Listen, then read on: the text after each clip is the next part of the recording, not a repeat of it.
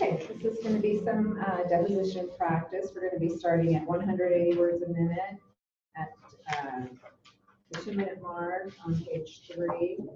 Go up to 15. And then take it up to 200. All right, we have our plaintiff attorney is Mr. Mastromonaco. Defense attorney 1 is Ms. Volke, and defense attorney 2 is Mr. Partridge. Go ahead and identify. I am the attorney for the plaintiff, Mr. Mastromonaco. I'm attorney for defense 2, Mr. Partridge. I'm defense 1, Ms. Volke. And I am the witness, Ms. Partridge. Again. And it's Mr. Partridge. We're starting on 11, 12. We're starting in 17. Oh, I'm sorry, line. Oh, Yes, we're starting 13. at the first page. Yeah. I thought you said, oh, we're going to go to 13. Yes. For the record, have you attempted to find any part-time employment in any of these shoe shops? Yeah, I went to one. I lasted a day. What happened? I just wasn't prepared for it. I am not quick enough yet in the craft. How long have you been going to this school? Since August 15th, I started. 2004? Yeah, How long is it supposed to go? 2,200 hours. Well, if we rate that out at how much? What are you doing per week? You said, I think, 20 hours a week? 12 hours per week. at the start, and then I can start going more as I get more advanced in the work. I see. Well, I am sure you got some kind of goal in mind. When do you expect to be finished? Oh, I expect to have my own shop in 2 years. And a shop specializing in orthopedic shoes? Yeah. Are you aware of how much you would obtain customers for that business? Yes. Is that part of your training? Yeah, I am well educated in the business plan. I have had businesses before. I know how to go out and seek customers and that. I see. Well, part of your business training, of course, comes from selling bread Yeah. for Parisian, but you're looking for customers while you're doing that. I am looking for doctor customers, yeah. Physicians? Yeah, Well, there is Chittenden to start with. I've already got him. All right. What type of business have you been in the past? Mostly bread business. I've had catering businesses and bread business. By bread business, you mean in the same capacity that you've been working in? Right. Delivery? Different customers, yeah. Salesmen. But as a delivery man, do you have some obligation to make contacts? Well, that's a bad classification, delivery man. You're actually a salesman putting the bread out. I see. It is your merchandise to sell. You sell it and deliver it, Yeah, but you've got to sell it first. that is the name of the game. If I call you a delivery man, that's not right. You are a bread salesman, Right, but you have to be prepared to carry it there too. right. You are actually a delivery man, which is classified as salesman. And you've been running a catering business? Right, with my father at one time. Have you done any catering at all since you've been married, for instance? It was mobile catering. It wasn't actual catering. It was mobile catering trucks. These trucks that come into the areas, it is amazing that foods that are in there It is amazing the prices. take over. I mean, you don't have to ask him anything. Here I am pleasant. No, don't put this on the record. Mr. Partridge asked you several questions about what had happened to you from the time you went back to work after the first fall until you first saw Dr. Chittenden. Uh-huh.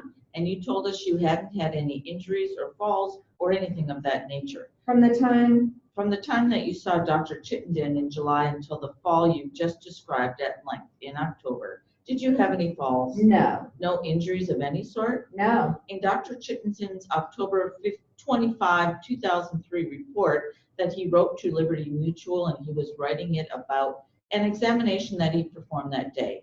So that was what, 2 or 3 days after your second fall? Right. He says in a history that you gave, the patient states that 6 or 7 weeks ago, he had another fall at work when he injured his right knee. He has been working in pain. Did you in fact have another fall that you haven't described? I bumped my leg on the truck. That was about it. I remembered it hurt a lot, so I just sat down a bit and told him about that. That wasn't a fall, it was a smashed knee. I did it thousands of times. This time I had felt worse than before. This time I mentioned it to him. He asked me, "How is your leg?" he asked me. "Well, I've hit it a few times." Well, I take it your testimony is only 2 falls you've had where you hit your knee was the one in July 13/01 and the one in October of '03. Right. Could you describe in a little more detail, in particularly with this incident that you described where you bumped your knee, the incident you described to Mr. Chittenden on the 25th of October? I turned around on the truck and smashed my knee against the driver's seat. While you were in the truck? Right. And did that actually cause any bruising or swelling No. or any cuts or anything? No, Did it cause any increase in your knee symptoms? no, pain right there. But I mean, you know, in the year and whatever that I've worked, I have hit my knee on occasion where it was painful. But I got used to working with pain all that year and a half, so it was no big deal. As I understand these incidents, though, I just want to make sure what they would do to your knee. Now, I could imagine if I was going to hit my knee, it would hurt for a while and it would go away. But in your case, you had an injured knee. Right. When you injured your knee, would you sometimes have symptoms that would last a couple days? No, What would be the lengthiest time you would have symptoms after you hit your knee in the truck? Maybe the most 30 minutes. I see. You know. Never had to have any treatment for an incident like that? No, maybe I should have, but I never went in to have any done. Listen, if that thing bothers you, I'll turn it off. Is that what that is supposed to be telling you? No, that is the telephone. I thought your recorder was beeping. There is an objection being stated on the record of the tape. You can wipe that out. And I take it that from October of '03 through the present, you haven't fallen down or sustained any injury to your right knee? No. That's the only question I have. I have got a couple more. I thought of something that I should have thought of earlier. At the base of this stairway between I am listening. watching Don do the work on that machine, I was listening though. wondering about it. On the base of this stairway. At the bottom of it, you come down a concrete, Yes. and this is the area, generally speaking, where the bread is stacked up and then placed in the trucks. Is that correct? No, it's where at the time when it happened, they were storing, they're called, how do I explain it? Transport racks, which hold thousands of loaves of bread, and the empty pallets from the depots are on those racks, and they store them in that corner of the building. You come down on a concrete area and you're in a corner of the building. Right. Look at the building from any given angle. What are the 2 streets that adjoin that building, assuming there are 2? It's on Evans, and the driver's parking area where the trucks line up, there is no street. You are looking at a corner where there is a street and the yard. This is not on the corner of 2 streets, the building isn't? No. It's on Evans, middle of the block, but it occupies about half a block. Correct. I see. So the only entrances to the building are on Evans Street? Yes. I am standing on Evans Street, Yeah. looking into the building now. Right. And if I was doing that and I was looking for the area where the stairway would come down, would it come down the corner to my left, the corner to my right, or the corner to the back? It would come down the corner looking at your left. It is the corner of the building before the drivers start in the corner. Inside the building? Yeah. And would it be the corner closest to Evans Street on my left? It is the southeast corner of Evans Street. That is what we can use. Evans runs south and east, doesn't it? Doesn't Evans cross Potrero? No, Evans runs north to south. North to south? Right. All right. Now here is north toward Marin County, Correct. south towards San Mateo County. I am going to turn it around, which, I am confused now. Okay, those are trucks. that's the big yard. There's a stairway, a door here, and a big gate here. Here is the stairway, here is the transport racks, here is the big door going out into the loading area with a walkway, and here is the big door. If you were walking towards that door, you would look right, you would see the stairway Got you. coming down. I don't see any great reason for record on this, but I think we can describe it. This is actually a building that is under a roof, I take it, right here. Right, In this yard and to the south of it is an open yard. correct. You are quite correct.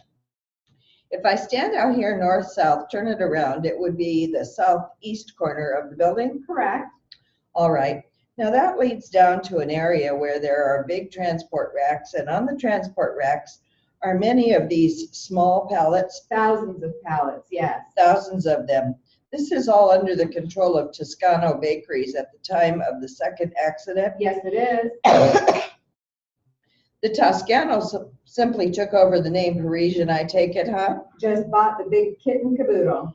Your pay came from Toscano Bakeries after that. Correct. I take it then that some employees of Toscano were obliged to keep that area clean and free of debris, were they not? Yes. And you didn't expect that there would be a pallet laying on the floor right at the base of the stairway or at the bottom of the stairway? No. You have no idea. Withdraw that. Did you go up the same stairway when you went up to the, I call it the ready room, you know? Yes, I did go up that stairway. Did you notice any of that? Did you notice these pallets laying around the floor when you went up? No, I didn't. Were there people working down in that area at the time you were upstairs, as far as you know? There was people working all over the building. I don't know how many were in that general area. But that is an area where work is going on at this time of the morning. That is the Checkers. Yeah, that is the busiest area. The baking is already done, and now we are putting it out in the trucks, so that is a real busy area. You don't know how that pallet got there. No. You only know it shouldn't have been there. Correct. But the pallet is the kind of pallet that is used by Toscano, Parisian, Uh-huh. and there is nobody around there, to your knowledge, to do any work except employees of Toscano. Correct. No further questions. I just have a couple. I want to make sure that I understand about the use of the pallets. Right where you were, right where you fell the second time. Okay. You said there were some kind of large racks where these pallets are normally supposed to be stored. Right, they're called transport racks, and what they do, they fold them up at night, and they go to depots where the bakery bakes most of the bread in San Francisco. And it is distributed throughout San Jose, Redwood City, all throughout, and those are big racks. Two of them would fill this room, and that's how they distribute the bread. And then they bring the racks back. They're just the day before the pallets are on them, and so they can distribute more bread, they bring all the pallets back and all the bread on the racks, and they're stored in there in the morning.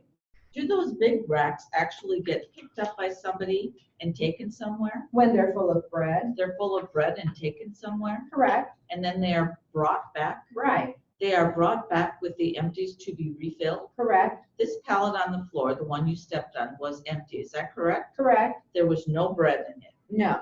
Those empty racks, can you tell me whether or not, in your experience, at any time working for Parisian or Toscano, were empty pallets like the one you stepped on stored just on the floor near that area? No. No? They were always on what we called dollies, which is just the size of the pallet. And you stack up pallets just as high as you like to go and push them around. That is how you distribute the bread on those things, or they would be on racks, none thrown indiscriminately on the floor. So as far as you can recall, those pallets were never stacked or laid on the floor? No. They were either in these large racks you described on dollies. Right. Or in somebody's truck. Right. To take.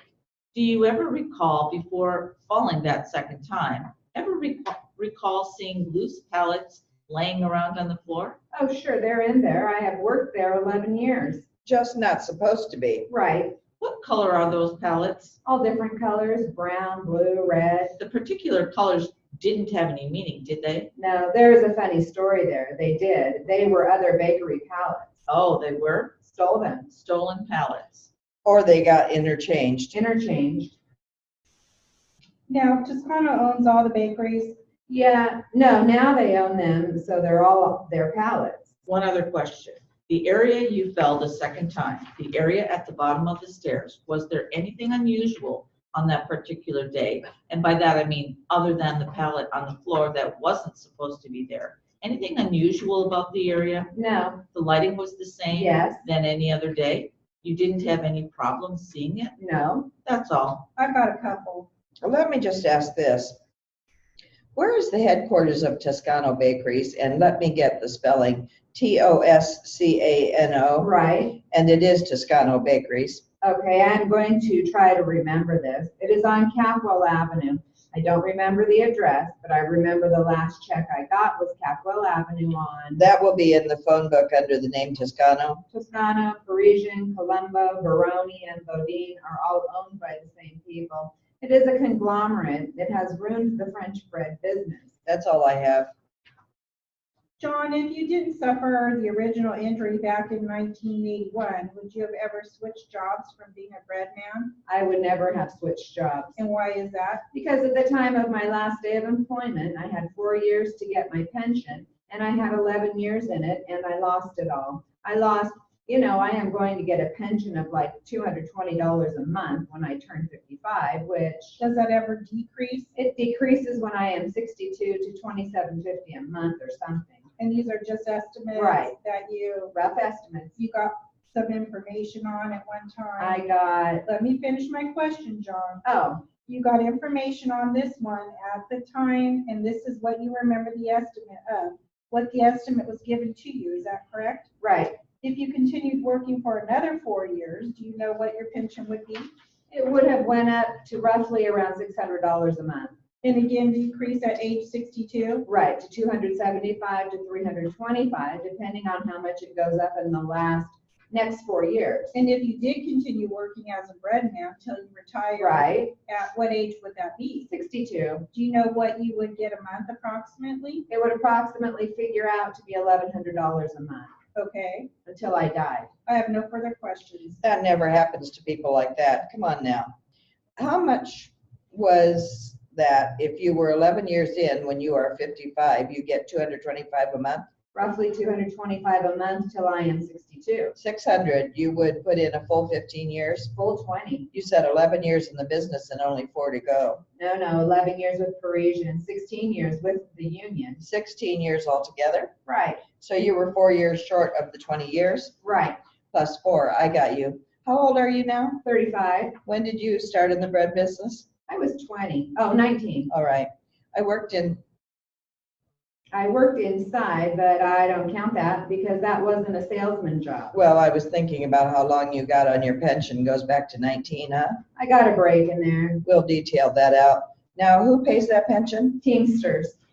It is a fringe benefit from Teamsters Union, huh? Yeah. Well, assuming there is any Teamsters Union at that time. Oh, they'll always be around. Assuming somebody hasn't stolen all the money out of the pension fund. Just get the interest off the golf courses. All right. I would like to make this point is that was very important to me, my pension. I was working towards that, and this knee trouble took that away from me. Okay, I have noted it. Anybody else have any questions? Yeah, and I'm not even sure if you can answer it, but I'm curious. You said you have 16 years in the union and therefore 16 years toward vesting of your pension, I guess? Right. Full vesting at 20 years? Well, you start getting more money at 20 years. You can get out at 20, but you don't get it until 55. But if you're healthy, just add it up. It goes higher and higher. So the 20 years is important. It guarantees you some monetary thing. At 55, it is reasonable, expected at that age. $200 is not going to do a lot. But the 20 years is not magical for any other reason. In other words, your pension is already vested. Right. It's just each year you work, you get more money. Yeah. Let me ask you another thing. If you went back into the union at some later time in your career for some reason, would you be able to get credit for those 16 years? I think so, yeah. I have taken a withdrawal card from the union, which allows me to re-enter the union. I see. So That's all. I have no further questions. Would you please put on the record what you want done with the original transcript? I'll take it. Sure. That's fine. Okay, this is a court case. We'll do some warm-up at it here. We're going to do it at 210 words a minute. Do you have a preview sheet? 14. Do you have a preview sheet? I don't have a preview sheet. Can you tell me something? I do have a preview sheet.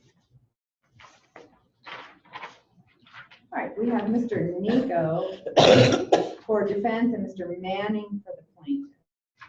Go ahead and identify. I am the attorney for the plaintiff, Mr. Manning. I am the court. I am defense attorney, Mr. Nico. And I am the witness. Let's go ahead and go to page 3, line 1. Thank you. In there. Yes, please. 14. And it is the court for the record. People have any comment? Yes, Your Honor. I think it would deny the court the ability to understand the propensity of the acts upon which the defendant is charged to limit the facts to just the battery. The facts evolve around a trespass. They also evolved around the defendant's sobriety, and as such, it would improperly limit the court's discretion in understanding the facts of the case. I'll deny the motion to limit. Let's proceed. Call Mr. Leon Green and Charles Green to be sworn. We first call Leon Green to the stand. I'd ask that any other witnesses in this proceeding be excluded, Your Honor, pursuant to 777. I'll grant the motion. I'll ask any witnesses or possible witnesses to this action to please step outside the courtroom and not discuss this case while you are outside the courtroom. State your full name and spell your last name for the record, please. My name is Leon Charles Green, Green. For whom are you employed, Mr. Green? By William Irk. And where is your site of employment? Just a second. How do you spell that gentleman's name? Right there, Your Honor. Will you read it? ERK. Irk. Thank you. And the site of your employment? 2017 Eddie, the Clark Hotel Apartments. And what do you do at that location? I'm a security guard. And what is your function as a security guard at that location? To secure the building, after 11, I make sure there are no fires in the corridors. Any other functions as security guard? No. Do you recall the date of the 30th of April, 1994, about 11 o'clock? Yes, I do. Do you recall where you were at that date? I was in the office watching TV. Let me ask, is that 11 a.m. or p.m.? That was PM, sir. I'm sorry, Your Honor, PM. Do you recall seeing anyone today that you saw at that date and time in court today? Beg your pardon? Is there anyone in court today that you saw at that date, the 30th of April, 1994, at about 11 p.m.? Yes, I do. The defendant. And would you describe what his location and what he's wearing? He was wearing a military. What's he wearing today? Today? Today. Oh, today he's wearing a black shirt, blue bell bottoms, tennis shoes. For the record, I think that's sufficient. He has identified the defendant in this matter, Mr. James P. Schroff. At about 11 o'clock, what were you doing at that site on Eddy Street, 217 Eddy? Well, I was in the office watching television, and the doorway, I saw an image flash by. I had my attention on the TV, and so I looked, and the defendant was standing there. And I signaled to him that it was after visiting hours. What are the visiting hours of that particular? From 11 to 9. 11 till 9 a.m. or p.m.? From 11 p.m. to 10 or 9 a.m., excuse me. What does that mean? No visiting between 10 p.m. to 9 a.m. By guest of residents of that building? Yeah. And did you see the defendant at that time? Yeah, it was at 11 o'clock. I signaled to him that there was no visiting after 11. Did he understand your signal, or did he see your signal? Yeah, he did, and Objection, Your Honor, that calls for speculation. I'll sustain the objection. Ask that it be stricken. So ordered. Did the defendant in your presence respond to your signal? respond, yes, he did, and he knocked on the door again. What door? The front door. It's a plate glass front door. So he was still outside? Yes, he was. How did you react to his knocking? I signaled him again, and then he started paying attention to the TV set. Was the matter resolved after you did that? Yes, he looked like he left. Did you ever see him again? Yes, 5 minutes later when he snuck through the front doorway. I'll object, Your Honor, that calls for speculation and opinion. I'll sustain the objection. Mr. Green, just tell us what you see, not what you think someone else did, but what you personally see. Okay. Now, if you saw him come in the door, you say that. If you didn't, just tell us when you first saw him. I saw him coming through the door when a tenant opened the door and went upstairs. Did you have a conversation with the defendant at that time? Yes, I did. I told him there was no visitors. Objection, Your Honor, this is non-responsive. Calls for Just yes or no? Yes, I did. What did you say? There was no visitors after 11. How did he respond to your saying that? This also calls for hearsay, Your Honor. Admissions, Your Honor.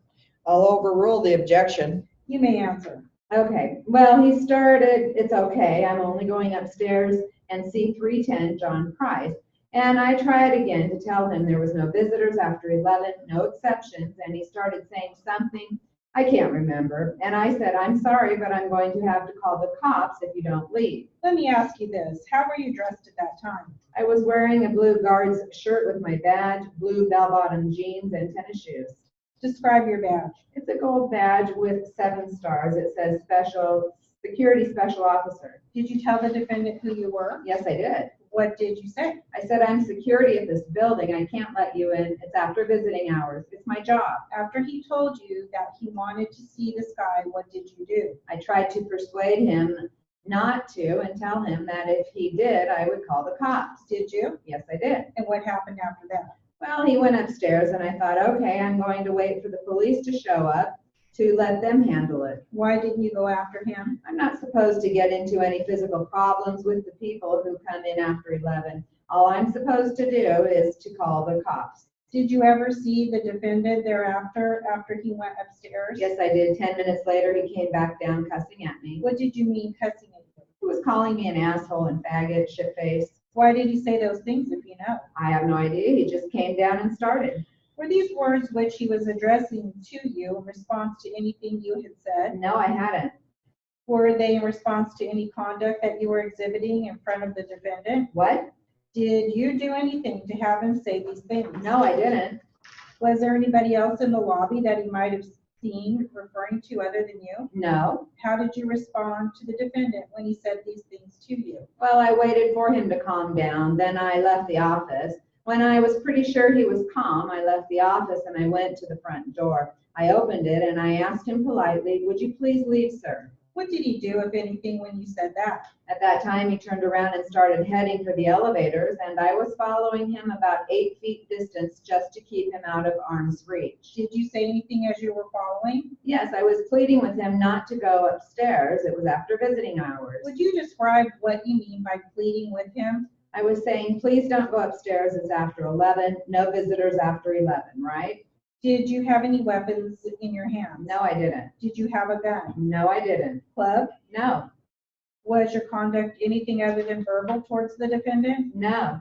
As you were following behind him saying these things, what, if anything, did the defendant do? He continued toward the elevator like I never existed, and at that time, when he pushed the elevator button, the elevator was just coming down from the 5th floor, and the manager stepped out, and I told the manager, Objection, Your Honor, this calls for hearsay. No, it doesn't, Your Honor. This defendant is saying what he said. Still an out-of-court statement, Your Honor. At this time, I'm going to overrule the objection. I may strike it. This may go to the frame of mind for the next witness who may or may not testify. What did you tell the manager? I told him what was going down, that he snuck in the building. Objection, Your Honor, this is hearsay. Also staying as to struck in the building. Without characterizing what you thought the defendant had done, what did you tell the manager? Okay, I told the manager that he slipped in through the front door when a tenant came in, which I saw, and I told him that I told him, the defendant. Objection, Your Honor. It's not hearsay. I think he's answered the question. He told him what had happened. Let's proceed. Without telling us what the manager told you in response, what happened next? Well, the manager told him. Excuse me, sir. Without telling us what the manager said, what happened next? What happened next is not everything was quiet. I was discussing all to what happened. Did it remain quiet? No, the manager replied the defendant to please leave. Objection, Your Honor, calls for hearsay. I'll sustain the objection as to that last statement. After the manager made whatever comments he may have made, what, if anything, occurred? Did anything happen thereafter? After he told the defendant to leave, he looked like he calmed down. Stop warm up there.